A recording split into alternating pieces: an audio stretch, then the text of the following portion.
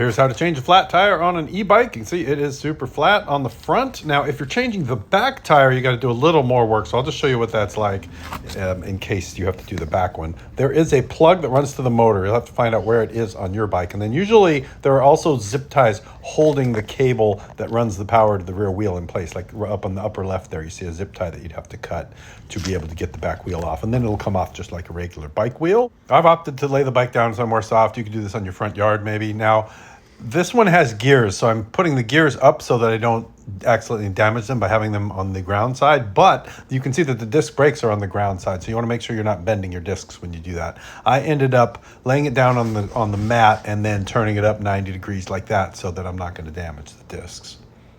Some e-bikes have rubber nut covers like that go over the nut, so if it looks like that, you just pull the rubber cover off to get to the nut. And the front nuts on this bike are 15 millimeters, so I just use a wrench to loosen them up. And actually, it's a good idea to take it all the way off so that it doesn't get in your way, because there's also this washer here that fits into a groove. You can see if I pop it loose there, that's to keep the wheel from falling off if the nut gets loose. So it's got a little pin that fits in that hole to hold your wheel on just in case the nut gets loose. So you want to remove both of those on both sides and pull the wheel down to set it free. And if the bike has hydraulic brakes, make sure you don't squeeze the brake lever while you're doing this, because otherwise you'll have to stick a screwdriver or putty knife in there and pry the brakes back open if somebody pulls the brakes while the disc isn't in there. Then unscrew the valve cap and use a tire lever. On this tire, it's super loose on the rim, but you might need a tire lever or a series of tire levers to get the tire out.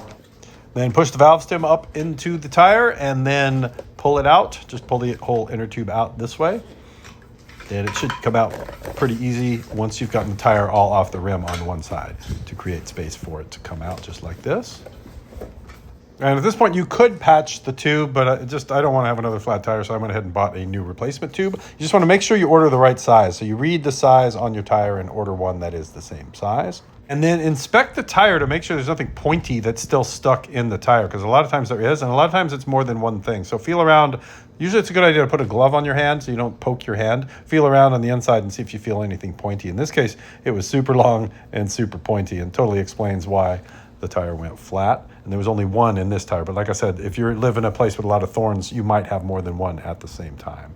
And then I just pump a little bit of air in the tire to give it some volume so it doesn't get pinched by the tire when I put it back in. So you just do a little bit of air to give it some shape and then stuff it back in there, starting with the valve stem going through the hole. And then with the semi-inflated inner tube in there, taking up space, you just want to make sure that you get the tire seated all the way around. Again, you might need a tire lever for this. In this case, this is uncomfortably loose. I'm kind of scared if I have a flat tire, again, the tire is just going to fly off because it really is pretty loose on there. But some of them are super tight, and you'll need a couple of levers to get them back on and off. And then pump up the tire to the recommended level. Depending on who you talk to, that could be 20 PSI, it could be 35, depending on how comfortable you want the ride to be. And here's another close-up look at that retainer washer. So that goes in that hole, and then the little pin goes in the hole up towards the left there. So that holds your axle in place in case the nuts get loose or fall off. And it's easiest if you take that washer and the nut all the way off to get it in place, and then put the washer on and the nut back on. Otherwise, they can wiggle and get in the way when you're trying to get the axle back into the groove.